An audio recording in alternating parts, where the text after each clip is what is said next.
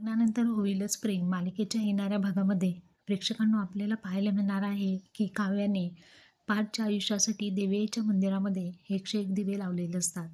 तेव्हा आता शेवटचा जो दिवा लावलेला असतो त्यानंतर काव्याच्या हातामधून ती प्लेट खाली पडते आणि तो दिवा फुटला जातो. हा अशुभ संकेत असा देवी आईने काव्याला दिलेला असतो. इकडे पार्थ हा शुद्धीवर येऊ लागलेला पुन्हा त्याची प्रकृती खूपच खालावलेली असते. अक्षरशः तो जीवन मरणाच्या प्रसंगातून जात असतो.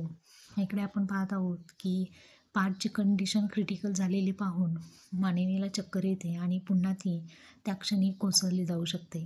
तर अशा पद्धतीने नंदिनीसुद्धा पार्थला उठवण्याचा प्रयत्न करत असते. बहुतेक पार्थच्या जीवावरील धोका हा मेकर्सनी वेगळ्या पद्धतीने आपल्यासमोर आणलेला आहे. असं दाखवण्यात आलेलं आहे की पार्थ हा actually he is no more. But तो ट्विस्ट काय आहे तो येणाऱ्या भागामध्येच आपल्याला समजेल प्रेक्षकांनो.